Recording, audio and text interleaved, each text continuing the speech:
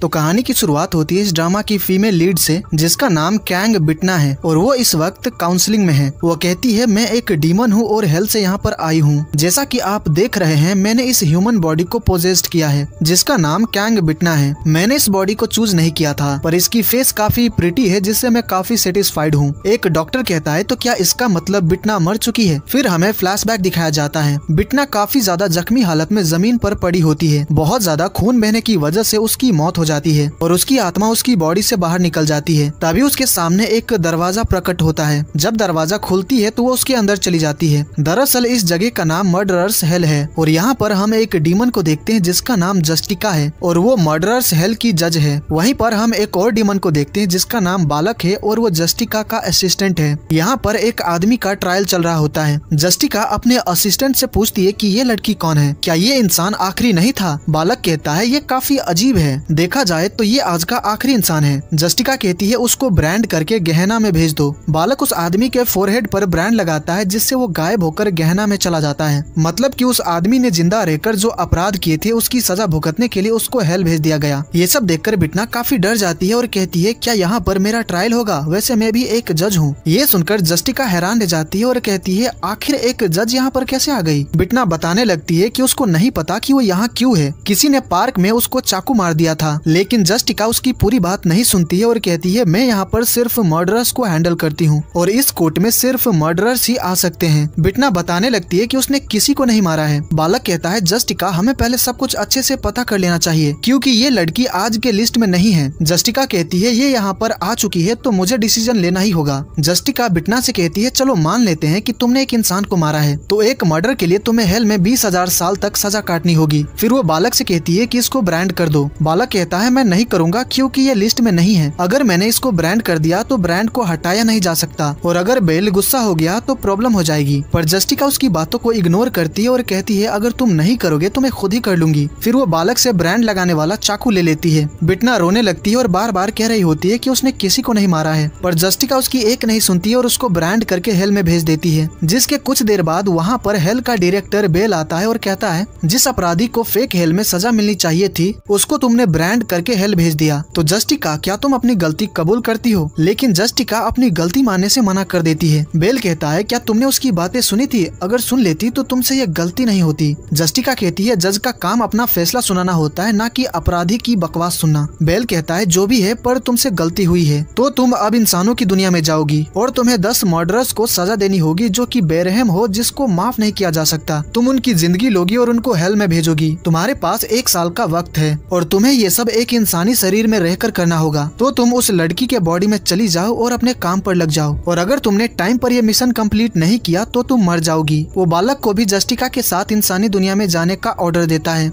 जस्टिका ये काम करने से मना करती है तो बेल कहता है अगर तुम इस मिशन पर नहीं गई तो तुम्हें अभी ही मरना होगा। फिर वो जस्टिका को मारने लगता है। जस्टिका मरना नहीं चाहती इसलिए वो मिशन के लिए मान जाती है। उसके बाद जस्टिका बिटना के बॉडी के पास आती है और उसके सिर को टच करती है जिससे वो बिटना की सारी मेमोरीज देख लेती है। उसको ये भी पता चलता है कि पार्क में किसी ने उसको चाकू मार दिया था जिसकी वजह से उसकी मौत हो गई थी। फिर वो बिटना के बॉडी में चली जाती है। ये सारी बातें बिटना काफी सारे डॉक्टर्स को बताती है क्योंकि डॉक्टर्स उसका काउंसलिंग ले रहे होते हैं। बिटना कहती है मैं आप सभी से एक सवाल पूछना चाहती हूँ, मैंने अभी आप सबको जो भी बताया वो सच है या फिर मैंने आप सभी को बेवकूफ बनाने के लिए मनगढ़ंत कहानी बनाई है। उसके बाद हम बिटना को एक डॉक्टर से बात करते हुए देखते हैं। वो डॉक्टर कहती है मैं अब तुम्हारी ट्रीटमेंट नहीं कर पाऊंगी, इसीलिए किसी अच्छे हॉस्पिटल में जाकर अपना इलाज करवा लेना। डॉक्टर बिटना को उसकी हेल्थ रिपोर्ट देती है जिसमें लिखा होता है कि बिटना को साइक इवैल्यूएशन, PTSD और डिल्यूजनल डिसऑर्डर है। उसके बाद बिटना कोर्ट आती है क्योंकि वो एक जज है। कोर्ट में हम इस ड्रामा के मेल लीड को देखते हैं और आज उसका ही ट्रायल है। बिटना कहती है मैं आज बहुत बिजी हूँ इसलिए इसे जल्दी खत्म करते हैं। तो डिफेंडेंट अपना नाम और काम बताओ। तो वो कहता है मेरा नाम हान दाओन है और मैं वायलेंट क्राइम इन्वेस्टिगेशन टीम 2 का लेफ्टिनेंट हूँ। बिटना वहाँ पर कोल्ड ड्रिंक पीने लगती है जिससे सभी लोग काफी हैरान रह जाते हैं क्योंकि कोई भी जज कोर्ट में ऐसा नहीं करता है। बिटना कहती है तुम्हारा कोई लॉयर नहीं है, ऐसा क्यों। तो हान कहता है क्योंकि मुझे पता है कि मैंने कोई गलती नहीं की है, इसीलिए मुझे किसी लॉयर की जरूरत नहीं है। बिटना कहती है लोग अपने लिए लॉयर इसलिए नहीं रखते क्योंकि उन्होंने कोई गलती की है। क्या तुम कॉन्फिडेंट हो कि आज का ट्रायल तुम ही जीतोगे। तो हान कहता है ऐसा नहीं है, पर मेरा मानना है कि अगर जस्टिस मौजूद है तो लॉ मुझे प्रोटेक्ट करेगा। बिटना कहती है अरेस्ट करने के टाइम पर क्या हुआ था डिटेल में बताओ। तो हान कहता है मैं एक सस्पेक्ट का पीछा कर रहा था जो कि एक सिटीजन को बुरी तरह पीटने के बाद भाग रहा था। मैंने उसको पकड़ लिया था, भागने के लिए कोई रास्ता नहीं बचा था, तो उसने चाकू निकाला और मुझ पर हमला किया, जिसकी वजह से मुझे उसके ऊपर हाथ उठाना पड़ा। मैंने उसको अरेस्ट किया था, फिर बाद में ट्रायल भी हुआ, पर वो आसानी से छूट गया। उसको बस छोटा सा फाइन पे करना पड़ा। फिर ट्रायल के बाद उसने मुझ पर केस कर दिया। उसका कहना है कि जब मैंने चाकू को किक किया था तो उसके हाथ में बुरी तरह चोट लग गई थी। उस आदमी के लॉयर ने मेडिकल रिपोर्ट सबमिट किया होता है, जिससे बिटना को पता चलता है कि उस आदमी को रिकवर होने में 2 हफ्ते लगे थे। बिटना कहती है उसका पूरा मेडिकल रिपोर्ट सबमिट क्यों नहीं किया गया है, मैं देखना चाहती हूँ कि उसको कितनी चोट लगी है। लॉयर कहता है विक्टिम अब तक पूरी तरह से ठीक नहीं हुआ है, इंजरी की वजह से वो ठीक से खाना भी नहीं खा पाता है। जो सुनकर बिटना धीरे से कहती है उसको भूखा ही मर जाना चाहिए था, केस करने की क्या जरूरत थी। पर ये बात सभी लोग सुन लेते हैं। विक्टिम का लॉयर कहता है आप इस केस का मजाक उड़ा रही है, ये ठीक नहीं है। तो बिटना कहती है इस केस का मजाक तो आप लोगों ने बना रखा है, पुलिस बस ऐसे ही वहाँ पर खड़ी नहीं रह सकती थी, उसने हमला करने के लिए चाकू निकाला था, तो ऐसे में पुलिस को क्या करना चाहिए था? क्या उसे कहना चाहिए था कि प्लीज सर मुझे अपना चाकू दे दीजिए, या फिर देने का मन नहीं है तो मेरे पेट में घुसेड़ दीजिए? क्या आप ये कहना चाहते हैं कि पुलिस को उसके ऊपर हाथ नहीं उठाना चाहिए था और वहीं पर मर जाना चाहिए था? विक्टिम की मॉम पीटीएल ग्रुप की प्रेसिडेंट है, तो इसका मतलब ये नहीं कि विक्टिम जो चाहे वो कर सकता है। बिटना अपनी घड़ी देखती है और कहती है मुझे जल्दी करना होगा, नहीं तो मैं लेट हो जाऊंगी। फिर वो हान से पूछती है कि क्या उसको कुछ और भी कहना है, तो हान कहता है हर रात जब भी मैं सोने जाता हूँ तो मुझे उस दिन का पछतावा होता है। अगर मुझे पता होता कि मुझ पर केस होने वाला है तो मैं कुछ अलग करता। मुझे चाकू को किक करने के बजाय सच में उसके हाथ पर जोर का किक करना चाहिए था, और जब मैं उसको हथकड़ी पहना रहा था तो मुझे उसके हाथ को और जोर से मरोड़ना चाहिए था। मुझे बस इन्हीं बातों का पछतावा है। ये सब सुनकर बिटना काफी हैरान रह जाती है और हान के बेखौफ एटीट्यूड से काफी इम्प्रेस होती है। हान ने कोई गलती नहीं की थी तो वो ये ट्रायल जीत जाता है। फिर हम कुछ बच्चों को देखते हैं जिनको उनकी टीचर्स कोर्ट घुमाने लाई होती है। बच्चे टीचर से पूछते हैं कि गॉडेस ऑफ जस्टिस की आंखों पर पट्टी क्यों बंधी है। टीचर बिटना को जाते देखती है तो कहती है क्यों ना हम इसका जवाब जज से ही पूछे। टीचर बिटना से कहती है जज साहिबा क्या आप हमें थोड़ा सा वक्त दे सकती हैं? बिटना कहती है मैं कोई जज नहीं हूँ। तो बच्चे कहते हैं आप झूठ बोल रही हैं, क्योंकि आपने जो कपड़े पहने उससे साफ पता चल रहा है कि आप जज हैं। एक जज होकर आप झूठ कैसे बोल सकती हैं? बिटना कहती है मैं सच बोल रही हूँ, मैं कोई जज नहीं हूँ। हान वहीं से गुजर रहा होता है तो वो बिटना को बच्चों से बात करते हुए देखता है। बिटना बच्चों से कहती है तुम लोग डरना मत, दरअसल मैं एक डीमन हूँ, बहुत ही डरावनी डीमन। ये सुनकर बच्चे हंसने लगते हैं। बच्चे कहते हैं आप झूठ मत बोलिए, कोई डीमन इतनी प्रिटी थोड़ी ना होती है। डीमंस के सिर पर सींग होते हैं और वो बहुत ही डरावने दिखते हैं, पर आप तो बहुत प्रिटी हैं। बच्चों से अपनी तारीफ सुनकर बिटना काफी खुश हो जाती है और कहती है तो बताओ तुम लोग क्या जानना चाहते हो? तो बच्चे पूछते हैं कि गॉडेस ऑफ जस्टिस की आंखों पर पट्टी क्यों बंधी है? तो बिटना कहती है ये काफी अच्छा सवाल है, दरअसल वो बुरे लोगों के साथ हाइड एंड सीक गेम खेल रही है। बच्चे कहते हैं हाइड एंड सीक खेलने के लिए उनको तलवार क्यों चाहिए? तो बिटना कहती है ताकि उसकी मदद से बुरे लोगों को सजा दे सके। एक बच्ची पूछती है कि ये जस्टिस क्या होती है? तो बिटना कहती है अच्छे लोग अपनी जिंदगी खुशी से जीते हैं और बुरे लोगों को सजा दी जाती है, इसे ही जस्टिस कहते हैं। बच्चे कहते हैं पर बुरे लोग भी तो अच्छी जिंदगी जीते हैं, ऐसा क्यों होता है? तो बिटना कहती है क्योंकि इस दुनिया में जस्टिस नहीं है। फिर वो बच्चों से जोर जोर से कहलवाती है कि जस्टिस मर चुका है, ये किसी को नहीं चाहिए। ये सब देखकर हान काफी ज्यादा हैरान होता है। उसके बाद बिटना दौड़ते हुए अपनी कार के पास आती है और उसके पीछे पीछे हान भी वहाँ पर आता है। बिटना कहती है अच्छा हुआ कि मुझे तुम मिल गए। वो अपना सारा सामान हान को पकड़ा देती है और उसको बताती है कि सारा सामान वो 5th फ्लोर के 18th क्रिमिनल डिवीजन में पहुँचा दे, वहाँ पर तुम्हें एक मोटा आदमी दिखेगा, उसको सारा सामान दे देना। इतना कहकर वो अपने कार में बैठ जाती है। तो हान कहता है मैं ये जानने के लिए काफी ज्यादा क्यूरियस हूँ कि आपने मेरा साथ क्यों दिया। बिटना कहती है क्या तुम इससे खुश नहीं हो? क्या मुझे तुम्हें मौत की सजा दे देनी चाहिए थी? देखो सच ये है कि मैंने तुम्हारा साथ नहीं दिया था। क्या तुम जानते हो कि मुझे क्रिमिनल कोर्ट का जज का काम करना अच्छा क्यों लगता है? क्योंकि मैं यहाँ पर बहुत सारे बुरे लोगों से मिल पाती हूँ जो लोग हेल में जाना डिजर्व करते हैं, इसीलिए मुझे थैंक्स कहने की जरूरत नहीं है, मैं बस अपना काम कर रही थी। तो हान कहता है ठीक है मैं आपकी बात समझ गया, वैसे आपको किसी भी केस में मेरी मदद चाहिए हो तो मुझे कॉल कर लीजिएगा। फिर वो अपना कार्ड बिटना को देता है। बिटना कार्ड नहीं लेती है, बस कार्ड पर लिखा हर चीज पढ़ लेती है और कहती है मैंने सब कुछ याद कर लिया। फिर वो चली जाती है। हान काफी सोच में पड़ जाता है कि क्या सच में उसने सब कुछ याद कर लिया। फिर हम बिटना के असिस्टेंट को देखते हैं जिसका नाम मांदो है और हमें पता चलता है कि इस बॉडी को बालक ने पोजेस्ट किया है। वो और बिटना मिलकर अब तक एक भी क्रिमिनल को मारकर हेल नहीं भेज पाए हैं, जिससे फ्रस्ट्रेट होकर मांदो कहता है क्या एक क्रिमिनल को मारना इतना मुश्किल है? वहाँ पर हम एक लड़की को भी देखते हैं और वो भी बिटना की असिस्टेंट है। तभी वहाँ पर हान आता है और मांदो को देखकर अपने मन में कहता है क्या उसने इसी मोटे आदमी के बारे में कहा था? फिर वो मांदो को बिटना का सारा सामान दे देता है और उसको बताता है कि बिटना ने ही उसको सामान यहाँ पर पहुँचा देने को कहा था।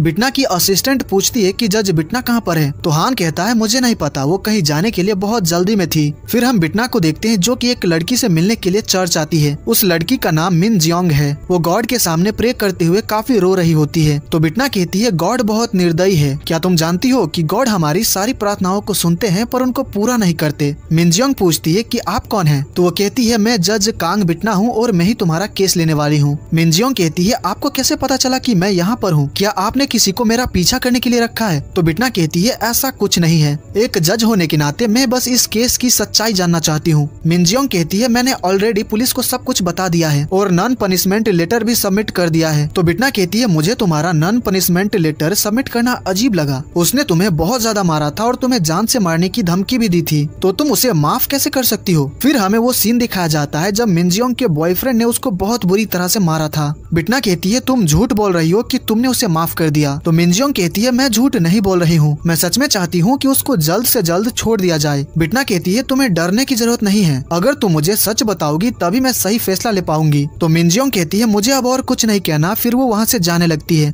बिटना उसके पीछे आती है और उसको रोक कर कहती है कल पहला ट्रायल है, अगर तुम ऐसा ही करती रहोगी तो मुझे तुम्हारा नॉन पनिशमेंट लेटर एक्सेप्ट करना पड़ेगा। मिनजियोंग कहती है मैं भी यही चाहती हूँ, इसीलिए मैंने वो लेटर सबमिट किया है, इसीलिए प्लीज आप मेरा पीछा करना बंद करिए। तो बिटना कहती है देखो मैं एक जज हूँ, सही फैसला करने के लिए मेरा सच जानना बहुत जरूरी है, इसीलिए मुझे सब कुछ बताओ, मैं तुम्हारी मदद करूंगी। मिनजियोंग कहती है आप एक जज होंगी पर आपका ये सब करने का कोई अधिकार नहीं है। तभी वहाँ पर पुलिस ऑफिसर्स आते हैं और पूछते हैं कि क्या सब कुछ ठीक है। मिनजियोंग कहती है ऑफिसर ये लड़की मेरा पीछा कर रही है। ऑफिसर कहते हैं देखिए मैम आप ऐसा नहीं कर सकती। तो बिटना कहती है दरअसल ये सब बस एक मिसअंडरस्टैंडिंग है, असल में मैं एक जज हूँ। ऑफिसर कहते हैं क्या आप हमें अपना गवर्नमेंट ID दिखा सकती हैं? बिटना अपनी पॉकेट चेक करती है, तभी उसको याद आता है कि उसने तो अपना सारा सामान हान को दे दिया था। तो बिटना कहती है देखिए मेरे पास अभी वो ID तो नहीं है पर आप मेरा पर्सनल ID चेक कर सकते हैं। वो अपना पर्स, फोन, हर चीज चेक करने के लिए ऑफिसर को दे देती है। ऑफिसर बिटना की हेल्थ रिपोर्ट देख लेते हैं जिससे उनको पता चलता है कि बिटना को PTSD और डिल्यूजनल डिसऑर्डर है। तो ऑफिसर कहते हैं मैम आपको हमारे साथ चलना होगा। फिर हम हान को पुलिस स्टेशन में देखते हैं, उसको एक लेडी ऑफिसर पीछे से हक करती है। तो हान कहता है आप ये क्या कर रही हैं? तो मिस किम उसको पीटने लगती है और कहती है क्या एक माँ अपने बेटे को गले भी नहीं लगा सकती? तुम ट्रायल जीत गए पर अगली बार से ज्यादा केयरफुल रहना। क्रिमिनल्स को पकड़ने के लिए तुम्हें अपना बेस्ट देना चाहिए पर इसका मतलब ये नहीं कि तुम अपनी जिंदगी खतरे में डाल लो। वैसे एक बात बताओ तुम्हारे केस को हैंडल करने वाला जज कौन था? तभी वहाँ पर ऑफिसर आकर मिस किम से कहते हैं मिनजियोंग ने पुलिस को बुलाया था क्योंकि कोई उसका पीछा कर रहा था। मिस किम कहती है मून जियोंग जुन तो जेल में है, तो फिर ये कौन है? ऑफिसर कहते हैं उसको यहाँ पर लेकर आया गया है पर ऐसा लगता है कि उसकी दिमागी हालत ठीक नहीं है। तभी वहाँ पर ऑफिसर बिटना को लेकर आते हैं। उसको देखकर हान काफी हैरान रह जाता है। जब बिटना हान को देखती है तो कहती है Nubong police station violent crime investigation team 2 का लेफ्टिनेंट हान दायोन तुम ही हो ना? ये सब सुनकर हान काफी हैरान रह जाता है कि इसको तो सच में सब कुछ याद है। अगले सीन में हान बिटना की सारी इन्फॉर्मेशन लिख रहा होता है। तो बिटना कहती है मुझे लगा था कि हम इससे क्लोज हैं, क्या नहीं है? ये सुनकर ऑफिसर्स और हान की मॉम काफी हैरान रह जाते हैं। तो हान उन सबसे कहता है तुम लोग जैसा सोच रहे हो वैसी बात नहीं है। फिर वो बिटना से पूछती है कि वो मिनजियोंग को फॉलो क्यों कर रही थी। बिटना कहती है मैं उससे कुछ पूछना चाहती थी। हान पूछता है आपको क्या पूछना था? तो बिटना कहती है मैं जानना चाहती थी कि वो क्या सच छुपा रही है और वो क्या फील कर रही है। हान कहता है आपको ये सब जानने की क्या जरूरत है? तो बिटना कहती है मैंने सुना है कि उसके केस की लीड डिटेक्टिव तुम थे, उसके ट्रायल की जज इंचार्ज मैं हूँ। हान कहता है इसका मतलब आपको नॉन पनिशमेंट लेटर पर डाउट है, सही कहा ना? तो बिटना कहती है फेयर ट्रायल के लिए मुझे सच जानना है ना कि झूठ, क्योंकि सच को बाहर लाना और बुरे लोगों को सजा देना यही जज का काम है। ये सब सुनकर हान काफी इम्प्रेस्ड होता है। फिर जब बिटना पुलिस स्टेशन से जा रही होती है तो हान कहता है मैंने ये किसी को नहीं देखने दिया और बिटना को उसका मेडिकल रिपोर्ट देता है। बिटना कहती है मुझे ऐसे मत देखो, किसी पागल डॉक्टर ने मेरा मिसडायग्नोज्ड किया था। तो हान कहता है पर मैंने देखा था कि ये तो कोरिया के मोस्ट फेमस हॉस्पिटल का रिपोर्ट है। बिटना कहती है तो डिटेक्टिव इस रिपोर्ट को देखकर तुम्हें क्या लगता है? तो हान कहता है मैंने आपको कुछ बच्चों से ये कहते हुए देखा था कि आप एक डीमन है। बिटना कहती है क्या तुम ये कहना चाहते हो कि मुझे इलाज की जरूरत है? तो हान कहता है मुझे नहीं पता कि डीमंस एग्जिस्ट करते हैं या फिर नहीं, पर मैं ये जरूर कह सकता हूँ कि इस दुनिया में कोई भगवान नहीं है। अगर वो होते तो दुनिया ऐसी हालत में न होती। बिटना कहती है तुम गलत हो, इसमें भगवान या फिर शैतान की कोई गलती नहीं है, बल्कि खुद इंसानों ने ही इस दुनिया को ऐसा बना रखा है। तो हान कहता है मुझे लगता है कि आपने सही कहा। बिटना कहती है तुमने अब तक मेरे सवाल का जवाब नहीं दिया, क्या तुम्हें भी लगता है कि मुझे इलाज की जरूरत है? तो हान कहता है मुझे इससे कोई फर्क नहीं पड़ता कि आप डीमन है या फिर नहीं, पर मैं इतना कह सकता हूँ कि आप एक काबिल जज हैं। बिटना स्माइल करती है और कहती है क्या तुम्हें सीधा जवाब देना नहीं आता? चलो छोड़ो इसे, अब मैं चलती हूँ। तो हान कहता है कल के ट्रायल में प्लीज आप सही फैसला करिएगा। उसके बाद हमें अगले दिन ट्रायल का सीन दिखाया जाता है। प्रोसिक्यूटर कहते हैं डिफेंस डिफेंडेंट जियोंगजुन ने अपनी गर्लफ्रेंड को अक्टूबर 2023 से दिसंबर 2023 के बीच में 3 बार बहुत बुरी तरह पीटा था। जब विक्टिम ने ब्रेकअप करना चाहा था तो जियोंगजुन ने उसको बहुत बुरी तरह मारा था और उसको जान से मारने की धमकी भी दी थी। बिटना कहती है, डिफेंडेंट क्या तुम ये सारे चार्जेस कबूल करते हो? जियोंगजुन का लॉयर कहता है, हम मारपीट का चार्जेस कबूल करते हैं, पर डिफेंडेंट ने धमकी नहीं दी थी और विक्टिम ने जो नॉन पनिशमेंट लेटर सबमिट किया है उससे ये बात साफ हो जाती है। प्रोसिक्यूटर कहते हैं विक्टिम ने झूठ कहा है क्योंकि वो बहुत डरी हुई है। तो लॉयर कहते हैं ये बस प्रोसिक्यूशन का एक तरफा दावा है। बिटना कहती है ठीक है, चलो अब एविडेंस की बात करते हैं। प्रोसिक्यूटर कहते हैं हमने कुछ फोटोज सबमिट किए हैं जो कि विक्टिम के असॉल्ट के तुरंत बाद एविडेंस के तौर पर लिया गया था। फिर सभी लोग फोटोज देखते हैं जिससे साफ पता चल रहा होता है कि मिन जियोंग को उसके बॉयफ्रेंड ने बहुत बुरी तरह मारा था। इन फोटोज को देखकर जियोंगजुन की आंखों से आंसू आने लगते हैं। बिटना उससे पूछती है कि तुमने उसको क्यों पीटा था? जियोंगजुन कहता है हम बस लड़ रहे थे, मैंने उससे माफी भी मांगी थी पर वो बार बार कह रही थी कि उसको ब्रेकअप करना है। इससे मुझे गुस्सा आ गया था और जब मैं होश में आया तो मैंने उसके ऊपर हाथ उठा दिया था। बिटना कहती है क्या तुम ये कह रहे हो कि तुम्हें अपने गुस्से पर जरा भी कंट्रोल नहीं है? जियोंगजुन कहता है मैं ये कबूल करता हूँ कि मैंने उसको मारा था पर मैंने उसको कभी भी धमकाया नहीं था। प्रोसिक्यूटर कहते हैं जब उसने कहा था कि चलो ब्रेकअप करते हैं तो तुमने कहा था कि चलो हम साथ में मर जाते हैं, क्या ये धमकी नहीं है? जियोंगजुन कहता है सच कहूँ तो मैं उस वक्त बहुत ज्यादा घबरा गया था। मेरे मन में ख्याल आने लगा था कि ब्रेकअप करने से ज्यादा अच्छा मर जाना बेहतर होगा क्योंकि मैं उससे बहुत ज्यादा प्यार करता हूँ। मैं उसको धमका नहीं रहा था, बस उससे रिक्वेस्ट कर रहा था कि मुझे छोड़कर मत जाओ। जियोंगजुन काफी रोने लगता है तो बिटना उसको चुप हो जाने के लिए कहती है पर वो चुप नहीं होता है। तो बिटना चिल्लाकर कहती है कहा ना चुप हो जाओ। तो जियोंगजुन रोना बंद कर देता है। उसका लॉयर कहता है योर ऑनर, डिफेंडेंट बहुत मुश्किलों का सामना करते हुए बड़ा हुआ है, इसीलिए उसको नहीं पता है कि हेल्दी वे में प्यार कैसे करते हैं, पर विक्टिम के लिए उसका प्यार सच्चा है। बिटना कहती है तुम चाहते हो कि मिन जियोंग मर जाए, सही कहा ना? तो जियोंगजुन कहता है ऐसा नहीं है, अगर ये मिन जियोंग के लिए बहुत मुश्किल है तो मैं अब से उसके आसपास भी कभी नहीं जाऊंगा। उसके बाद प्रोसिक्यूटर कहते हैं डिफेंडेंट ने जो किया है उसके लिए प्रोसिक्यूशन उसको 1 साल की सजा देनी चाहिए, रिकमेंड करता है। बिटना जियोंगजुन को उसका फाइनल स्टेटमेंट देने को कहती है। तो जियोंगजुन कहता है मैं जानता हूँ कि अब मैं उससे फिर कभी नहीं मिल पाऊंगा, पर मैं बस यही कहना चाहता हूँ कि मैं उससे बहुत प्यार करता हूँ। सारी बातें सुनने के बाद बिटना कहती है तो आज का ट्रायल यहीं पर खत्म होती है, अब हम अगले ट्रायल में मिलेंगे जब डिफेंडेंट को सजा सुनाई जाएगी। फिर जब जियोंगजुन को डिटेंशन सेंटर लेकर जा रहे होते हैं तो वहीं पर मिन जियोंग के मॉम डैड खड़े होते हैं। जियोंगजुन उनके पास आता है और कहता है मुझे आपसे कुछ कहना है। तो मिन जियोंग की मॉम कहती है पर हमें कुछ नहीं सुनना। जियोंगजुन अपना सिर झुकाकर उनसे माफी मांगता है पर उसने जो किया था उसको उसका जरा भी पछतावा नहीं होता है। वो स्माइल करते हुए कहता है मिन जियोंग ठीक तो है ना? उसको स्माइल करते देखकर मिन जियोंग के मॉम डैड और हान काफी हैरान रह जाते हैं। फिर हम बिटना को उसके ऑफिस में देखते हैं। मांदो से पूछता है कि वो जियोंगजुन को क्या पनिशमेंट देगी। बिटना कहती है 1 साल ये बकवास करने के लिए कि वो उससे बहुत प्यार करता है, इसीलिए उसने उसको बहुत बुरी तरह मारा, और 1 साल कोर्ट में रोने और बकवास एक्टिंग करने के लिए, तो टोटल 2 साल की सजा। तो मांदो कहता है क्या आप ये कर सकती हैं क्योंकि प्रोसिक्यूटर ने तो सिर्फ 1 साल की सजा रिक्वेस्ट की थी। बिटना कहती है जज मैं हूँ तो मैं डिसाइड करूंगी कि कितने साल सजा होगी। तो मांदो कहता है लगता है इस केस से भी हमारा कोई फायदा नहीं होगा। बिटना फ्रस्ट्रेट होकर कहती है तुमने सही कहा, अगर ऐसा ही चलता रहा तो मैं 1 साल में अपना मिशन कंप्लीट नहीं कर पाऊंगी। मांदो कहता है ट्रायल के थ्रू ही इंसानों को मारना सिर्फ यही एक तरीका नहीं है। तो बिटना कहती है तुम्हें क्या लगता है कि मैंने किसी और तरीके के बारे में सोचा नहीं होगा? क्या तुम जानते नहीं कि मिशन कंप्लीट करने के लिए ट्रायल ही सबसे बेस्ट तरीका है? मांदो कहता है देखिए हमें पहले ट्रायल के थ्रू ऐसे अपराधी को ढूंढना चाहिए जो कि हेल जाना डिजर्व करता है, फिर आप उसको कम से कम सजा दीजिएगा ताकि वो जल्द ही जेल से बाहर आ जाए, फिर हम उसको मार कर हेल भेज देंगे। तो बिटना कहती है अपनी यह बकवास प्लान अपने पास ही रखो। मांदो कहता है मेरे पास एक और आइडिया है, क्यों ना हम एक सीरियल किलर को ढूंढे। अगर हम ऐसे इंसान को हेल भेजे जिसने 5 लोगों को मारा हो, अब क्योंकि उसने 5 क्रिमिनल जितना क्राइम किया है तो ये 5 काउंट होगा।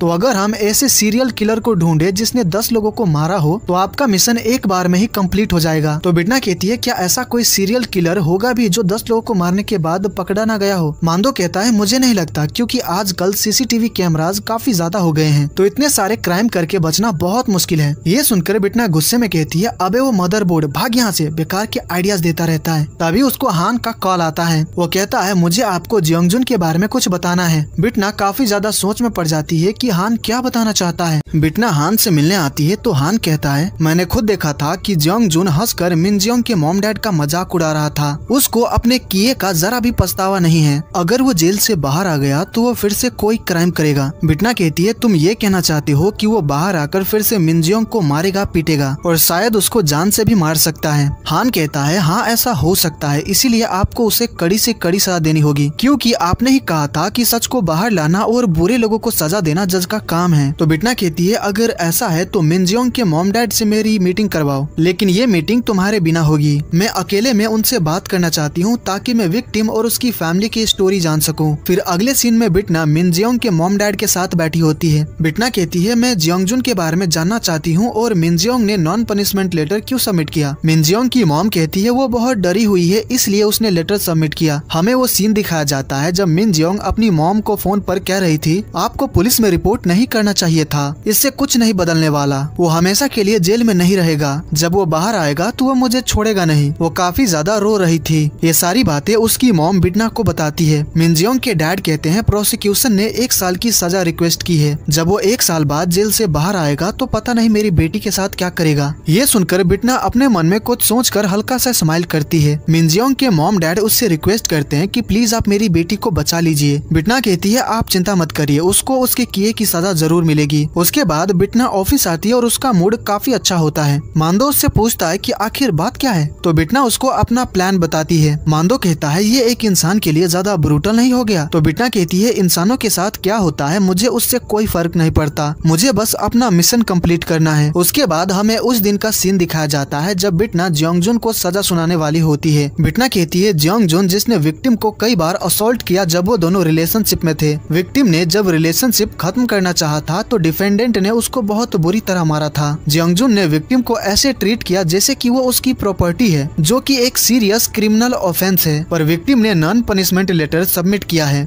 और जियोंग जुन ने भी अपनी गलती मानी है और उसको अपनी गलतियों पर पछतावा है। इन सब बातों को कंसीडर करते हुए डिफेंडेंट जियोंग जुन को 3 मिलियन वॉन का फाइन पे करना होगा। ये सुनकर कोर्ट में बैठे सभी लोग शॉक्ड जाते हैं, यहाँ तक कि जियोंग जुन भी शॉक में होता है, क्योंकि उसको लगा था कि उसको जेल जाना पड़ेगा। मिन जियोंग की मॉम रोने लगती है और कहती है, जज ऐसा कैसे कर सकती है, अब हमारी बेटी का क्या होगा। बिटना जब जा रही होती है तो उससे बात करने हान आता है। तो बिटना कहती है, मुझे पता है कि तुम यहाँ क्या बात करने आए हो, इसीलिए कुछ मत कहो, क्योंकि मैंने लॉ के हिसाब से ही फैसला सुनाया था। हान गुस्से में कहता है, आखिर ऐसा लॉ बनाया किसने है। तो बिटना कहती है, विक्टिम ने डिफेंडेंट को ऑलरेडी माफ कर दिया है, इसीलिए उसने लेटर सबमिट किया था। हान कहता है, आप भी ये जानती है कि उसने ये डर की वजह से किया था, क्या आप उसकी फीलिंग्स को कंसीडर नहीं कर सकती थी। तो बिटना कहती है, जज कोई साइकोलॉजिकल काउंसलर या फिर कोई माइंड रीडर नहीं होता। हान कहता है, आपने कहा था कि उसको उसके किए की सजा मिलेगी, इसका मतलब आपने झूठ कहा था। तो बिटना कहती है, तुम्हें जो सोचना है सोच सकते हो, पर एक बात जान लो, मैंने तुमसे झूठ नहीं कहा था। फिर वो चली जाती है। जियोंग जुन जब डिटेंशन सेंटर से बाहर आता है तो वहाँ पर हान होता है। हान उससे कहता है, अगर तुम मिन जियोंग के करीब भी आए तो तुम्हारे लिए अच्छा नहीं होगा। इतना कहकर वो चला जाता है। मिन जियोंग के मॉम डैड उससे मिलने आते हैं, पर वो डोर नहीं खोलती है। उसके मॉम डैड कहते हैं, तुम्हें यहाँ पर अकेले नहीं रहना चाहिए, हमारे साथ घर चलो। पर मिन जियोंग उनके साथ जाने से मना कर देती है और उनको वहाँ से चले जाने को कहती है। वो मिन जियोंग के लिए कुछ खाना लेकर आए होते हैं, जो कि वो बाहर ही रख देते हैं। हान कहता है, मिन जियोंग तुम जरा भी चिंता मत करना, मैं बाहर एक स्मार्ट वॉच छोड़ कर जा रहा हूँ, अगर कुछ भी हो तो SOS बटन प्रेस कर देना, हम तुरंत यहाँ पर पहुँच जाएंगे। उनके जाने के बाद मिन जियोंग बाहर आकर खाना और वॉच अंदर ले जाती है। वो अपने मॉम डैड के लाए हुए ब्रेड खाती है और वॉच भी पहन लेती है। अब यहाँ से 2 हफ्ते बीत जाते हैं। हम हान को पुलिस स्टेशन में देखते हैं। लंच का टाइम हो जाता है तो हान कहता है, मैं मिन जियोंग को चेक करके आता हूँ। तो उसके कलीग्स कहते हैं, तुम्हारा हर रोज 3-4 बार जाकर चेक करना जरूरी है क्या?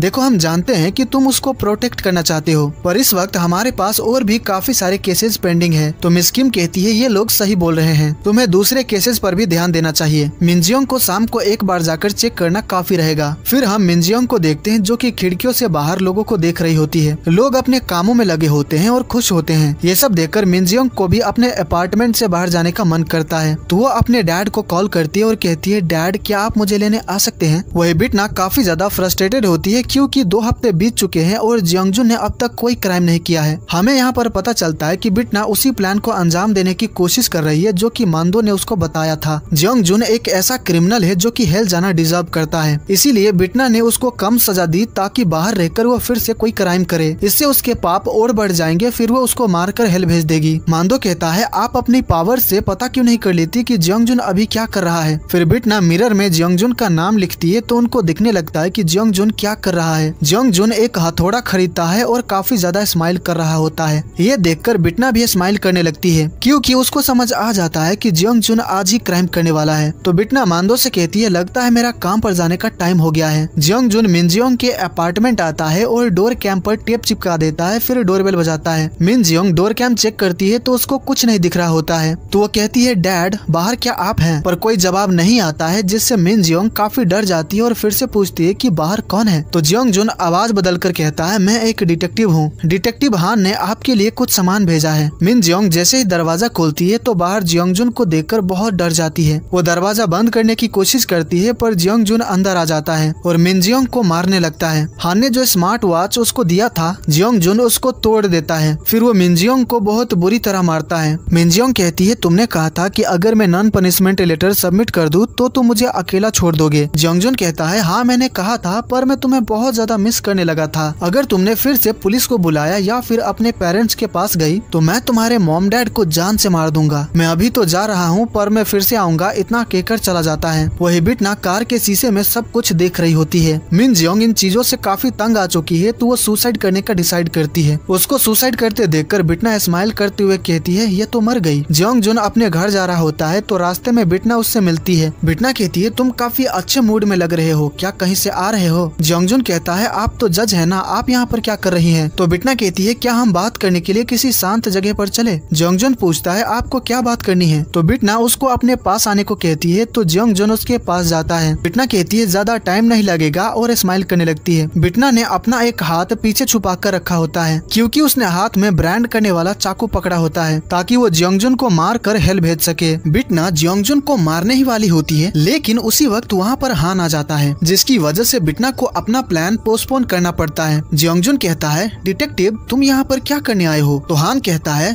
मैं क्यों आया हूँ ये तुम्हें पता है। मैंने तुमसे कहा था कि तुम मिनजियोंग से दूर रहना पर तुमने मेरी बात नहीं मानी। जियोंगजुन कहता है जब मैं हाई स्कूल में था तो मेरी मॉम की डेथ हो गई थी। मेरे डैड ने दूसरी शादी कर ली और मुझे घर से निकाल दिया था। मैं बिना माँ बाप के पला हूँ इसलिए ऐसा हूँ। तो हान कहता है अपनी बकवास बंद कर, हर अनाथ तुम्हारे जैसा नहीं होता। हान बहुत ज्यादा गुस्से में होता है। जियोंगजुन कहता है क्या तुम मुझे मारोगे? ये तुम्हारे लिए अच्छा नहीं है। तो हान कहता है तुमने सही कहा, मैं तुम्हें बहुत बुरी तरह मारने वाला हूँ, फिर रिजाइन कर दूंगा। हान उसको पंच मारने जाता है तो बिटना उसका हाथ पकड़ लेती है और कहती है कि एक डिटेक्टिव को ऐसा नहीं करना चाहिए। हान अपना हाथ छुड़ाने की कोशिश करता है पर छुड़ा नहीं पाता है। तभी वहाँ पर और भी ऑफिसर्स आ जाते हैं तो बिटना उसका हाथ छोड़ देती है। ऑफिसर जियोंगजुन से कहते हैं हमें शक है कि तुम मिनजियोंग को स्टॉक कर रहे हो, इसीलिए पूछताछ के लिए तुम्हें हमारे साथ पुलिस स्टेशन चलना होगा। हमारे पास अरेस्ट वारंट नहीं है तो तुम मना भी कर सकते हो। पर जियोंगजुन उनके साथ जाने के लिए मान जाता है। जब ऑफिसर्स जियोंगजुन को लेकर चले जाते हैं तो हान बिटना से कहता है मेरे साथ चलो। बिटना उससे पूछती है कि कहाँ चलना है पर वो नहीं बताता है। जब वो दोनों गाड़ी में बैठ जाते हैं तो हान उससे पूछता है कि वो जियोंगजुन से क्यों मिलने आई थी। बिटना कहती है मुझे बस देखना था कि मैंने जिसको छोड़ दिया वो फिर से कोई क्राइम तो नहीं कर रहा है। हान बिटना को लेकर मिनजियोंग के अपार्टमेंट आता है। बिटना को ऑलरेडी पता है कि यहाँ पर क्या हुआ था। हान कहता है इस अपार्टमेंट की हालत देखकर तुम्हें नहीं लगता कि तुमने गलत डिसीजन लिया था? बिटना कहती है नहीं तो। हान कहता है अगर तुमने उसको सिर्फ फाइन चार्ज करके रिलीज ना किया होता तो आज मिनजियोंग के ऊपर फिर से अटैक ना होता। तो बिटना कहती है अगर मैंने उसको 1 साल की सजा दी होती तो क्या 1 साल बाद वो फिर से ऐसा नहीं करता? हान कहता है पर 1 साल तक वो शांति से तो रह पाती और उनके परिवार वाले ऐसा नहीं सोचते कि उनके साथ इंसाफ नहीं हुआ है। तो बिटना कहती है मैंने तो बस लॉ के हिसाब से अपना काम किया था, इसीलिए तुम्हें मुझे नहीं बल्कि लॉ को ब्लेम करना चाहिए। हान कहता है हम जियोंगजुन के अरेस्ट वारंट के लिए अप्लाई करने वाले हैं। तो बिटना कहती है अरेस्ट इन्वेस्टिगेशन की क्या जरूरत है? उसको तुम पुलिस स्टेशन में कुछ बार बुलाकर भी पूछताछ कर सकते हो। हान कहता है इन्वेस्टिगेशन कैसे करना है वो डिसाइड करना डिटेक्टिव का काम है, ना कि तुम्हारा। इस बार वो इतनी आसानी से नहीं बच पाएगा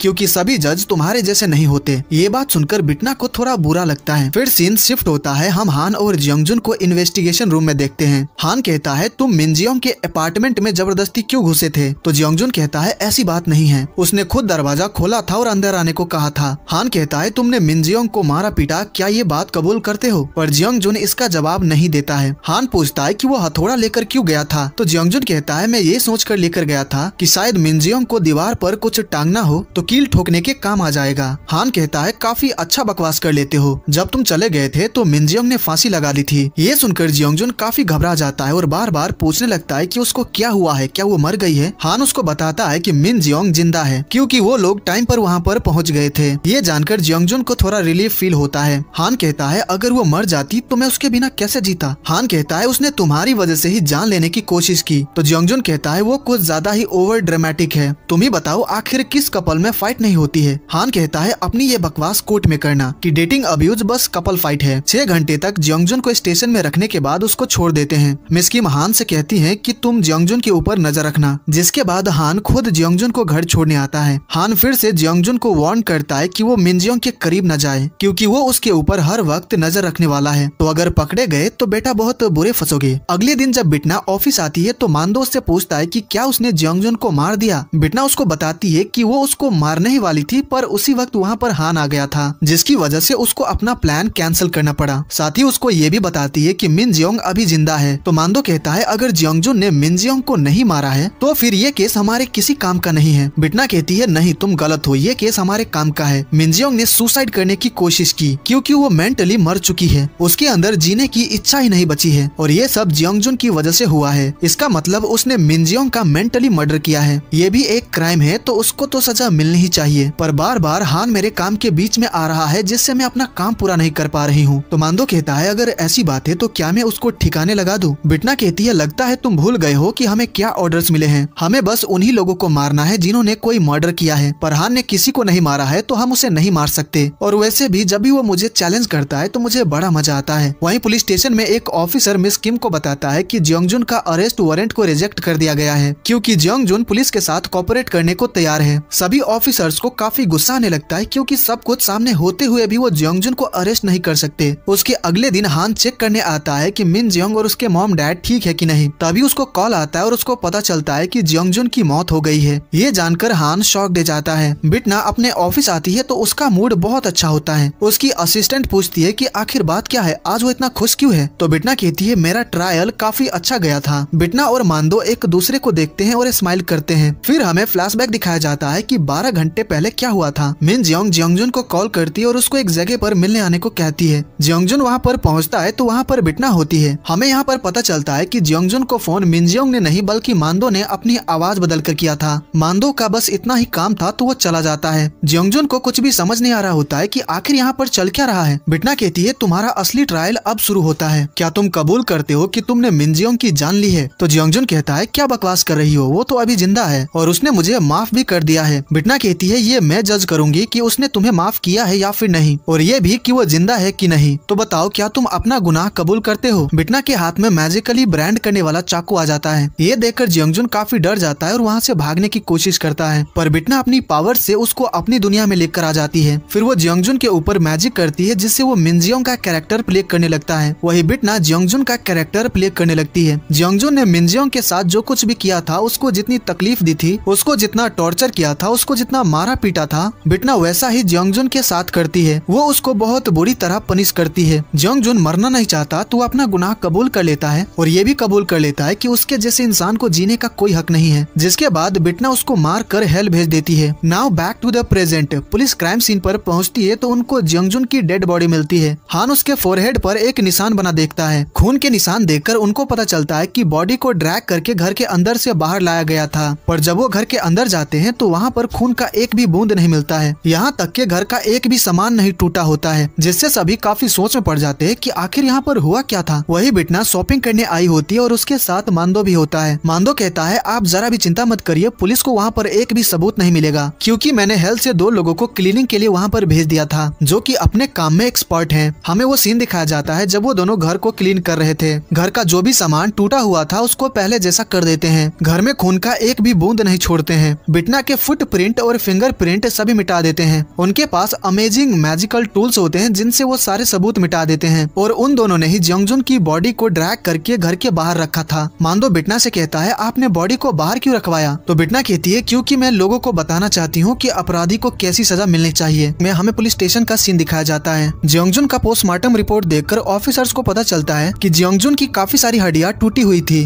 उसको चाकू मारा गया था तो बॉडी का सारा खून बहने की वजह से उसकी मौत हुई थी। उनको ये भी पता चलता है कि जियोंगजुन के फोरहेड पर जो निशान बना था उसका मतलब हेल है। वही बिटना मांदो को और भी केसेस ढूंढने को कहती है ताकि जल्द से जल्द अपना मिशन कंप्लीट करके हेल वापस जा सके। मांडो कहता है खूंखार और बेरहम क्रिमिनल्स के बारे में पुलिस को ही पता होता है, क्योंकि वो लोग ही उनको पकड़ने का काम करते हैं। तो आपको ऐसे क्रिमिनल्स के बारे में पता करने के लिए हान से दोस्ती करनी चाहिए। तो बिटना कहती है मुझे नहीं लगता कि वो मुझसे दोस्ती करेगा, क्योंकि उसकी नजर में मैं एक बुरी जज हूँ। तभी उसकी असिस्टेंट आकर उसको बताती है कि उसको चीफ ने बुलाया है। बिटना ने जियोंगजुन को सिर्फ फाइन चार्ज करके छोड़ दिया था, जिसकी वजह से चीफ उसको बहुत बातें सुनाते हैं। बिटना ने जो कपड़े पहने होते हैं और काफी सारा मेकअप किया होता है, इसके लिए भी उसको डांट पड़ती है, पर बिटना उनकी बातों को जरा भी सीरियसली नहीं लेती और वहाँ से चली जाती है। तो चीफ गुस्से में कहते हैं मैं सिर्फ असेंबली मैन जंग की वजह से इसको बर्दाश्त कर रहा हूँ, वरना मैं इसको कब का निकाल चुका होता। फिर जब बिटना कैंटीन में अपने कलीग्स के साथ लंच कर रही होती है तो टीवी पर असेंबली मैन जंग के बारे में न्यूज चल रही होती है। तो सभी लोग उनके बारे में ही बात करने लगते हैं। तो बिटना उन सभी से पूछती है कि ये असेंबली मैन जंग कौन है। ये सुनकर सभी लोग हैरान रह जाते हैं और कहते हैं क्या एक्सीडेंट के बाद सच में तुम्हारी याददाश्त चली गई है? तुम आखिर उनको कैसे भूल गई? यहाँ पर बिटना को पता चलता है कि असेंबली मैन जंग के बड़े बेटे के साथ उसकी एंगेजमेंट हुई थी, पर उसने एंगेजमेंट तोड़ दी थी। बिटना धीरे से कहती है अगर ऐसी बात है तो अच्छा ही है कि मुझे याद नहीं है। फिर हम चीफ को देखते हैं जो कि मिस्टर जंग के साथ डिनर करने आए होते हैं। चीफ उनसे कहते हैं एक्सीडेंट के बाद बिटना की याददाश्त चली गई है, पर वो ठीक है। मिस्टर जंग अपने बेटे यंगजिन से कहते हैं तुम उसके एक्स फियांसे हो तो एक्सीडेंट के बाद उससे एक बार तो मिलना चाहिए था। चीफ कहते हैं एक्सीडेंट के बाद बिटना पूरी तरह बदल गई है, ऐसा लगता है कि वो बिटना नहीं बल्कि कोई और ही है। मिस्टर जंग चीफ को बिटना का ख्याल रखने को कहते हैं, साथ ही अपने बेटे से कहते हैं कि वो एक बार जाकर बिटना से मिल ले। वही बिटना घर आकर ये सोच रही होती है कि उसको क्या करना चाहिए जिससे हान उसको बुरी जज ना समझे। अब यहाँ से कुछ हफ्ते बीत जाते हैं। हान से मिलने मिनजियोंग आती है तो हान उससे पूछता है कि वो कैसी है। मिनजियोंग कहती है मैं ठीक हूँ और मैंने काम पर भी जाना शुरू कर दिया है। अगर आपने मेरी मदद ना की होती तो शायद मैं कभी नॉर्मल लाइफ नहीं जी पाती। तो मेरे लिए इतना कुछ करने के लिए आपका थैंक यू। वो हान को ये भी बताती है कि जियोंगजुन के मरने के कुछ दिन बाद जब वो चर्च गई थी तो उससे मिलने बिटना आई थी और उसने उससे कुछ ऐसी बातें कही थी जिससे उसके अंदर जीने की उम्मीद जगी थी। हान जब घर जा रहा होता है तो वो बिटना के बारे में ही सोच रहा होता है। तभी रास्ते में उसको बिटना मिल जाती है। बिटना कहती है मैं तुमसे मिलने पुलिस स्टेशन गई थी तो तुम्हारे कलीग से मुझे पता चला कि तुम मुझे कहाँ पर मिलोगे, क्या तुम मेरे साथ ड्रिंक करना चाहोगे? लेकिन हान मना कर देता है तो बिटना जिद पर अड़ जाती है कि उसको ड्रिंक करना ही पड़ेगा। हान उसके जिद के आगे टिक नहीं पाता है और ड्रिंक करने के लिए मान जाता है। फिर वो दोनों ड्रिंक करने के लिए एक जगह पर बैठ जाते हैं। हान कहता है मैं मिनजियोंग से मिला था, वो तुम्हारे बारे में ही बात कर रही थी। तो बिटना कहती है जरूर उसने मेरे बारे में बुराई की होगी। हान कहता है ऐसा नहीं है, उसको तुम्हारी बातें अच्छी लगी थी, तुम्हारी बातों से उसको जीने की उम्मीद मिली। तो बिटना कहती है ये सब जानकर अब तुम मेरे बारे में क्या सोचते हो? हान कहता है मैं काफी कंफ्यूज्ड हूँ क्योंकि मैं तुम्हें ठीक से समझ नहीं पाया हूँ। बिटना हान को काफी ड्रिंक कराती है और उससे पूछती है कि क्या कोई ऐसा केस है जो कि तुम सॉल्व नहीं कर पा रहे हो? क्या कोई ऐसा ब्रूटल किलर है जिसको तुम पकड़ नहीं पा रहे हो? तो हान कहता है हाँ बहुत सारे हैं, पर मैं तुम्हें बता नहीं सकता क्योंकि ये कॉन्फिडेंशियल है। बिटना उसको और ज्यादा पिलाती है और कुछ क्रिमिनल्स का नाम पूछती है। तो हान कहता है ठीक है मैं एक नाम बताता हूँ पर किसी को बताना मत। वो उसको अपना नाम बताता है और कहता है कि उसने 3 लोगों की जान ली है। बिटना ये सुनकर काफी हैरान रह जाती है और पूछती है कि वो 3 लोगों को मारकर डिटेक्टिव कैसे बन गया? तो हान बताता है कि उस वक्त वो काफी छोटा था।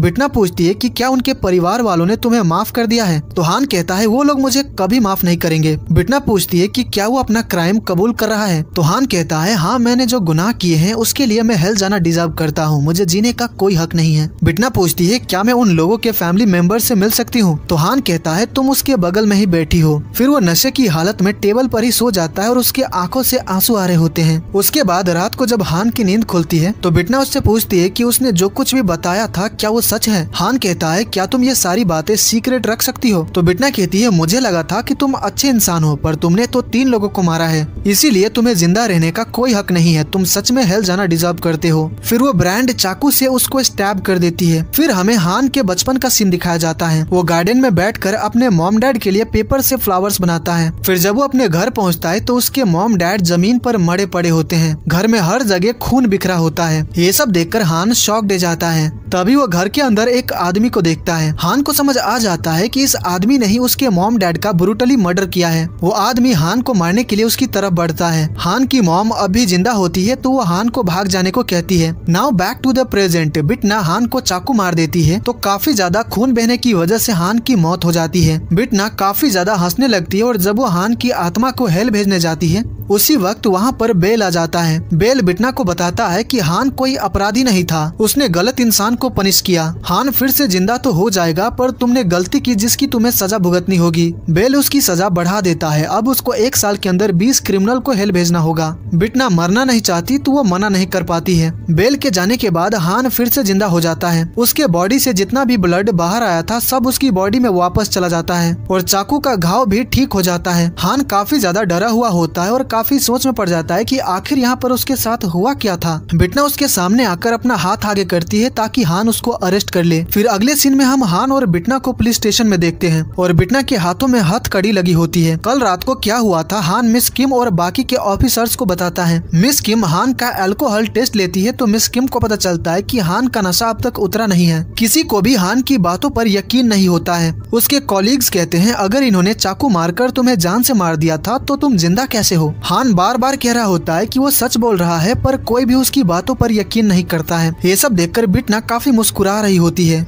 मिस किम हान से कहती है तुम्हें ड्रिंकिंग छोड़ देना चाहिए, नशे में तुम कुछ भी इमेजिन करने लगते हो। मिस किम और ऑफिसर्स हान की तरफ से बिटना से माफी मांगते हैं और हथकड़ी खोल देते हैं। फिर बिटना स्माइल करते हुए वहाँ से चली जाती है। बिटना मांदो से मिलती है और उसको सारी बातें बताती है कि हान को मारने के बाद क्या हुआ था। तो मांदो कहता है उसको मारने से पहले आपको श्योर कर लेना चाहिए था कि वो मर्डरर है कि नहीं। जिस पे बिटना कहती है इसमें तुम्हारी ही गलती है क्योंकि तुमने ही मुझे आइडिया दिया था कि मुझे हान से दोस्ती करके क्रिमिनल्स के बारे में पता करना चाहिए। अगर तुमने आइडिया नहीं दिया होता तो मैं वैसा कुछ करती ही नहीं। तो मांदो कहता है आप ये ठीक नहीं कर रही हैं, अपनी खुद की गलती मुझ पर थोप रही हैं। तभी वहाँ पर रेस्टोरेंट की एक वेटर बिटना पर चाकू तान देती है। हमें यहाँ पर पता चलता है कि उस लड़की का नाम आरोंग है पर इस ह्यूमन बॉडी को हेल की एक डीमन सोल्जर ने पोजेस्ड किया है जिसका नाम ग्रेमोनी है। बिटना की आत्मा हेल से भाग रही थी तो उसको पकड़ने का काम ग्रेमोनी का था पर वो उसको पकड़ नहीं पाई थी जिससे वो हेल से भाग गई थी। वो अपने काम में नाकाम रही थी तो बेल ने उसको भी सजा काटने के लिए अर्थ पर भेजा है। ग्रेमोनी को लग रहा होता है कि बिटना की आत्मा अपने बॉडी में वापस आ गई थी जिसकी वजह से वो इस वक्त जिंदा है। पर जब मांदो से उसको पता चलता है कि बिटना की बॉडी में जस्टिका है तो वो शॉक्ड हो जाती है और जल्दी से उससे माफी मांगती है। पर वो काफी ज्यादा खुश भी होती है क्योंकि वो जस्टिका को अपना हीरो मानती है। फिर वो तीनों किसी और जगह पर आकर बात करने लगते हैं। ग्रेमोनी को पता चलता है कि जस्टिका यहाँ अर्थ पर क्या करने आई है तो वो जस्टिका की मदद करने का डिसाइड करती है और साथ ही वो अपना पनिशमेंट भी पूरा करेगी। फिर हम असेंबली मैन जंग के बेटे यंग जिन को देखते हैं। बिटना जिस एरिया में रहती है उस एरिया का रीडेवलपमेंट का काम यंग जिन की कंपनी को मिला है। उससे मिलने मिस्टर जंग आते हैं और रीडेवलपमेंट का काम कैसा चल रहा है पूछते हैं। यंग जिन उनको बताता है कि वहाँ के लगभग सभी लोग मान गए हैं पर वहाँ की हुआंगचोन विला की ऑनर इसके खिलाफ है। मिस्टर जंग कहते हैं क्या तुमने वहाँ के किराएदारों को मनाने की कोशिश की। तो यंग जिन कहता है हमने सभी किराएदारों को कॉन्टेक्ट कर लिया है पर एक को मनाना थोड़ा मुश्किल लग रहा है और वो जज कांग बिटना है। मिस्टर जंग कहते हैं आखिर बिटना वहाँ पर क्यों रह रही है। तो यंग जिन कहता है मुझे नहीं पता, शायद एक्सीडेंट के बाद उसकी फाइनेंशियल कंडीशन ठीक नहीं है। फिर हमें पुलिस स्टेशन का सीन दिखाया जाता है। सभी लोग जियोंगजुन के केस पर काम कर रहे होते हैं। तभी मिस किम कहती है क्या हमें हान के बदले उस जज की बातों पर यकीन करना चाहिए। ऑफिसर कहते हैं हान ने पी रखी थी और उसने जो बातें बताई थी वैसा होना पॉसिबल ही नहीं है। ऐसे में जज बिटना की बातों पर यकीन करने के अलावा हम कर भी क्या सकते हैं। तो मिस किम कहती है तुम्हारी बातें बिल्कुल सही है, मुझे भी हान की बातों पर यकीन नहीं है पर जज बिटना के बारे में कुछ तो अजीब है, वो आम इंसान लगती ही नहीं है। फिर हम हान को हॉस्पिटल में डॉक्टर के पास देखते हैं। वो यहाँ पर मिस किम के कहने पर आया है। हान डॉक्टर को वो सारी बातें बताता है जो कि उसके साथ हुआ था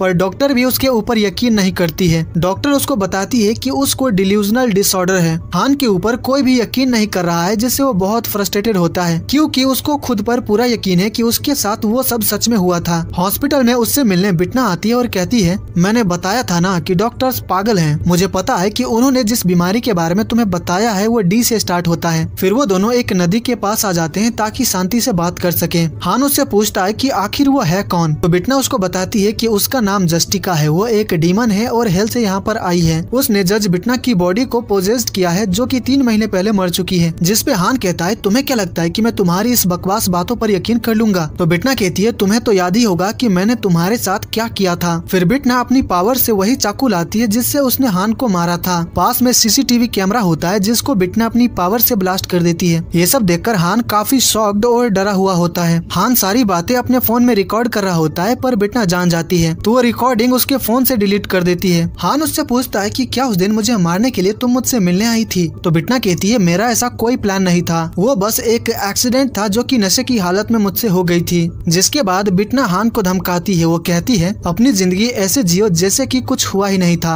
अगर मुझे पता चला कि तुम लोगों को बताते फिर रहे हो कि बिटना ने तुम्हारी जान ली थी तो मैं सच में तुम्हें मार दूंगी, और वैसे भी तुम्हारी बातों पर कोई यकीन नहीं करने वाला, तो अपनी एनर्जी वेस्ट मत करो। इतना कहकर वो चली जाती है। हान काफी ज्यादा फ्रस्ट्रेटेड होता है क्योंकि उसको समझ नहीं आ रहा है कि उसके साथ आखिर ये सब हो क्या रहा है। हान उसी जगह पर आता है जहाँ पर बिटना ने उसको मारा था। वो सोच रहा होता है कि आखिर बिटना ने वो सब कैसे किया था। फिर वो बिटना और डीमंस के बारे में इंटरनेट पर सर्च करता है, जिसके बाद वो अपने बचपन की बात याद करता है। हान पुलिस स्टेशन में होता है और ऑफिसर्स को बता रहा होता है कि जब वो घर गया था तो उसने क्या देखा था, उसके मॉम डैड के साथ क्या हुआ था। पर ऑफिसर्स उसकी बातों पर यकीन नहीं करते हैं क्योंकि वो 3 बार अपना बयान चेंज कर चुका है। जिसके बाद हमें एक फैमिली को दिखाया जाता है जो कि कार से अपने घर जा रहे होते हैं। उस बच्चे का नाम जीहू है और उसके डैड पीछे बैठे होते हैं जो कि नशे की हालत में होते हैं। उसकी मॉम ड्राइव कर रही होती है पर बैलेंस बिगड़ने की वजह से उनका एक्सीडेंट हो जाता है। गाड़ी खाई में गिर जाती है जहाँ पर बहुत सारा पानी होता है। गाड़ी डूब रही होती है तो जीहू के डैड अपनी वाइफ से कहते हैं तुम जीहू को लेकर सनरूफ से निकल जाओ, क्योंकि उनका सीट बेल्ट खुल नहीं रहा होता है। तो जीहू की मॉम उसको लेकर किनारे पर चली जाती है। जब जीहू के डैड का सीट बेल्ट खुल जाता है तो वो बाहर निकलने की कोशिश करते हैं, लेकिन कार का डोर और सनरूफ लॉक्ड हो चुका होता है। जीहू की मॉम अपने हस्बैंड को बचाने के लिए आती है पर बचा नहीं पाती है। जीहू के डैड की मौत हो जाती है। फिर हमें उनके फ्यूनरल का सीन दिखाया जाता है। जीहू की दादी अपनी बहू सेजू को पीट रही होती है और कह रही होती है कि तुमने ही मेरे बेटे को मारा है, तुम ही खूनी हो। साथ ही अपने पोते से कहती है तुम मेरे साथ घर चलो। तो सेजू कहती है आपको जो चाहिए, आपको जितने पैसे चाहिए मैं दे दूंगी, पर मैं अपने बेटे को ले जाने नहीं दूंगी। इसी तरह यहाँ पर काफी ज्यादा हंगामा होता है और ये मामला कोर्ट में पहुँच जाता है। कुछ दिन पहले जीहू की दादी सेजू को बताए बिना जीहू को अपने साथ ले गई थी, पर उन्होंने अब तक जीहू को वापस नहीं किया है, इसीलिए सेजू ने उनके ऊपर केस कर दिया है। इस केस की जज इंचार्ज बिटना होती है और ये ट्रायल देखने हान भी आता है। प्रोसिक्यूटर जीहू की दादी पर आरोप लगाते हैं कि उन्होंने जीहू को किडनैप किया है। तो जीहू की दादी प्रोसिक्यूटर पर चिल्लाकर कहती है तुम्हारा अभी कोई पोता नहीं है, इसलिए तुम्हें ये बात समझ नहीं आएगी। मैं तो बस उसको अपने साथ घर लेकर गई थी, इसको तुम किडनैपिंग कैसे कह सकते हो। उनकी लॉयर जज से कहती है माफ करिएगा, मेरी क्लाइंट पहली बार कोर्ट में आई है, इसलिए उनको पता नहीं है कि कोर्ट में कैसे बिहेव करते हैं। ये सुनकर जीहू की दादी अपने लॉयर पर भी गुस्सा करने लगती है और कहती है तुम मेरे साइड हो कि किसी और के साइड, अगर तुम मेरी साइड नहीं ले सकती तो मेरे पैसे वापस कर दो। तो बिटना उनसे कहती है आप शांत हो जाइए, अगर आप ऐसे ही चिल्लाती रही तो मुझे आपको कोर्ट से बाहर करना पड़ेगा। जीहू की दादी बिटना पर भी गुस्सा करती है और कहती है क्या तुम सभी मिले हुए हो और मुझे दबाने की कोशिश कर रहे हो। ये जो औरत पीछे बैठी है वो मेरे पोते की सौतेली माँ है, उसने ही मेरे बेटे को मारा है और अब मेरे पोते को भी मुझसे छीनना चाहती है। आखिर मैं अपने पोते को एक पराई औरत को कैसे दे दूं? मैं तो बस उसको अपने साथ रखना चाहती हूँ, उसको पालना चाहती हूँ। क्या तुम्हारे कानून में इसको क्राइम कहते हैं? तो बिटना कहती है आपके पास लीगली कस्टडी नहीं है तो ये क्राइम ही है। ये सुनकर दादी और भड़क जाती है और कहती है ये कैसा कानून है, मैं अपने ही बच्चे को अपने साथ नहीं रख सकती और कोई दूसरी औरत मेरे खुद के बच्चे के लिए ही मुझ पर केस कर देती है, क्या इसी को न्याय कहते हैं? तो बिटना कहती है मैं इसीलिए तो यहाँ पर बैठी हूँ ताकि पता कर सकूँ कि आप अपराधी है कि नहीं, तो प्लीज आप शांत हो जाइए और हमें हमारा काम करने दीजिए। पर दादी शांत नहीं बैठती है और कहती है तुम जज हो कि फ्रॉड हो, इतनी समझदार दिखती हो पर तुम्हें सच्चाई नजर नहीं आ रही है। दादी कोर्ट में काफी ज्यादा हंगामा कर रही होती है जिसकी वजह से ट्रायल आगे नहीं बढ़ पा रहा होता है। तो बिटना दादी को बाहर निकालने का ऑर्डर देती है। जब दादी को बाहर लेकर जा रहे होते हैं तो जाते वक्त भी वो सेजू को काफी पीटती है और कहती है तुमने ही मेरे बेटे को मारा है, उसके मरने के बाद तुम्हें इंश्योरेंस के बहुत सारे पैसे जो मिलेंगे। ये सुनते ही बिटना केस में इंटरेस्टेड हो जाती है। दादी की बातों से पता चलता है कि सेजू का इससे पहले भी एक हस्बैंड था, वो भी अचानक मर गया था तो उसका अपार्टमेंट और इंश्योरेंस के पैसे सेजू को मिला था। ये सारी बातें जानकर बिटना स्माइल करते हुए अपने मन में कहती है लगता है ये केस काम का है। हान बिटना को स्माइल करते हुए देख लेता है। ट्रायल खत्म होने के बाद बिटना अपने ऑफिस में आती है और मांदो से कहती है उस औरत को बहुत बड़ा इंश्योरेंस मिलने वाला है, इस केस में कुछ तो गड़बड़ है। फिर वो सेजू का नाम मिरर में लिखती है तो वो सेजू को रोते हुए कोर्ट से जाते हुए देखती है। मांदो कहता है क्या तुम्हें इस बेचारी पर दया नहीं आ रही है? तो बिटना कहती है ये बेचारी है या फिर नहीं यही तो पता करना है, और वैसे मैं भी इतनी बुरी नहीं हूँ, मैं भी काफी काइंड हूँ, मुझे अब काम पर लग जाना चाहिए। तभी उसको हान का कॉल आता है पर वो कॉल कट कर देती है। फिर जब वो बाहर आती है तो बाहर हान खड़ा होता है। हान उसको लंच के लिए इनवाइट करता है पर वो मना कर देती है और कहती है मैंने तुमसे कहा था कि सब कुछ भूल जाना और मेरे पीछे मत आना, क्या तुम्हें अपनी जान प्यारी नहीं है? क्या तुम भूल गए हो कि मैं एक डीमन हूँ? हान कहता है मैं नहीं भूला हूँ, जब तक मुझे पता नहीं चल जाता कि आखिर उस दिन क्या हुआ था मैं तुम्हारा पीछा नहीं छोड़ने वाला। तो बिटना कहती है मैं तुम्हें वार्न कर रही हूँ, मेरे पीछे मत आना, और काफी ज्यादा गुस्से में वहाँ से चली जाती है। फिर हम सेजू को देखते हैं जो कि एक स्कूल टीचर है और इस वक्त वो बच्चों को पढ़ा रही होती है। तभी उससे मिलने के लिए बिटना आती है तो वो दोनों बाहर आकर बात करने लगते हैं। बिटना उससे पूछती है कि तुम्हारी सास ने कोर्ट में जो कुछ भी कहा था था क्या वो सही है। तो सेजू उसको अपनी कहानी बताती है। वो कहती है मेरे पहले पति अंधे हो गए थे और जब हम दोनों हाइकिंग पर गए थे तो खाई में गिरकर उनकी मौत हो गई थी। उनकी मौत की वजह से मैं काफी ज्यादा टूट गई थी, इसीलिए मैंने स्कूल में पढ़ाना शुरू कर दिया। मैं ही जीहू की टीचर थी तो उसके डैड से अक्सर मेरी मुलाकात होती रहती थी और ऐसे ही मिलते मिलते न जाने कब हम दोनों को प्यार हो गया। जीहू को मैं पसंद थी और मैं भी उसको अपना बेटा ही मानती थी, तो हम दोनों ने शादी कर ली। लेकिन शादी के 6 महीने बाद ही ये सब हो गया। मैंने कभी सोचा भी नहीं था कि मुझे फिर से इन चीजों से गुजरना पड़ेगा। बिटना कहती है तुम आखिर सौतेले बेटे को क्यों पालना चाहती हो, उसको अपनी दादी के पास छोड़ दो ना। तो सेजू कहती है मेरे पति जब 5 साल के थे तो उनकी माँ ने उनको छोड़ दिया था, फिर वो 30 साल बाद वापस लौटी और जीहू का फायदा उठाकर अपने बेटे से पैसे मांगती रहती थी। तो मैं जीहू को ऐसी औरत के पास कैसे छोड़ दूं? भले ही मैं जीहू की अपनी माँ नहीं हूँ पर मैं उसको अपना बेटा ही मानती हूँ। सेजू रोते हुए कहती है आप प्लीज जीहू की खातिर मुझे इंसाफ दिलाने में मदद कीजिए। फिर जब बिटना वहाँ से जा रही होती है तो हान कहता है क्या सेजू से तुम्हारी बात हो गई? बिटना कहती है क्या तुम कोई स्टॉकर हो, मैंने पीछा करने से मना किया था ना। तो हान कहता है अगर मैं स्टॉकर हूँ तो तुम क्या हो, एक मर्डरर? बिटना गुस्सा हो जाती है और हान का कॉलर पकड़ लेती है और कहती है लगता है तुम्हारे अंदर का डर खत्म हो गया है। फिर वो उसका गला दबाने लगती है पर हान जरा भी नहीं डरता और स्माइल करते हुए उसका हाथ पकड़ लेता है और कहता है तुम मुझे नहीं मार सकती, सही कहा ना, तुम बस मुझे डराने की कोशिश कर रही हो। जब मैं जोंगजुन के ऊपर हाथ उठाने वाला था तो तुमने मेरा हाथ पकड़ लिया था। उस वक्त तुम्हारे हाथ में बहुत ताकत थी पर अब नहीं है। इसका मतलब जरूर कोई रीजन है जिसकी वजह से तुम मुझे नहीं मार सकती। बिटना कहती है ऐसा कुछ नहीं है। तो हान कहता है अगर ऐसी बात नहीं है तो तुम परेशान क्यों हो रही हो? बिटना को गुस्सा आ जाता है तो वो हान को पंच मारने जाती है पर तभी वहाँ से बच्चे जा रहे होते हैं तो बिटना रुक जाती है और कहती है शुक्र मनाओ कि बच्चों ने तुम्हारी जान बचा ली। बिटना वहाँ से निकल रही होती है तो हान भी उसकी गाड़ी में बैठ जाता है और कहता है मुझे भी अपने साथ ले चलो क्योंकि मैं भी इस केस के बारे में जानना चाहता हूँ। बिटना को समझ आ जाता है कि हान उसका पीछा नहीं छोड़ने वाला तो वह कार ड्राइव करने लगती है। हान कहता है मुझे भी सेजू पर शक है। उसके पहले पति के मरने के बाद उसको इंश्योरेंस के पैसे मिले थे जो कि 500 मिलियन वॉन थे और अब इस पति के मरने के बाद उसको 300 मिलियन वॉन मिलेंगे और उसके बेटे को 1.2 बिलियन वॉन मिलेंगे। अगर वो बच्चे को अपने साथ रखती है तो इससे सेजू का काफी ज्यादा फायदा होने वाला है। बिटना पूछती है तुम मुझे ये सब क्यों बता रहे हो? तो हान कहता है मैं ये बताने की कोशिश कर रहा हूँ कि इस केस में मैं तुम्हारी मदद कर सकता हूँ और इस तरह से मैं तुम्हारे साथ टाइम भी स्पेंड कर पाऊंगा। बिटना कहती है लगता है तुम्हारे पास कोई काम नहीं है। तो हान कहता है मैं फिलहाल छुट्टी पर हूँ क्योंकि मेरी तबीयत ठीक नहीं है, किसी ने मुझे चाकू जो मारा था। बिटना अपने अपार्टमेंट पहुँच जाती है और हान को खुद ही घर चले जाने को कहती है। हान कहता है तुम उस दादी से भी मिलने वाली हो ना, क्योंकि मैंने देखा है कि सच जानने के लिए तुम विक्टिम और डिफेंडेंट दोनों से मिलती हो। तो बिटना कहती है मुझे कोई सच्चाई नहीं जाननी, इसीलिए यहाँ से दफा हो जाओ। हान कहता है देखो तुम्हें केस की सच्चाई जाननी है और मुझे उस दिन तुमने मेरे साथ क्या किया था वो, इसीलिए चलो साथ में काम करते हैं। बिटना उसको कोई जवाब नहीं देती है और अंदर चली जाती है।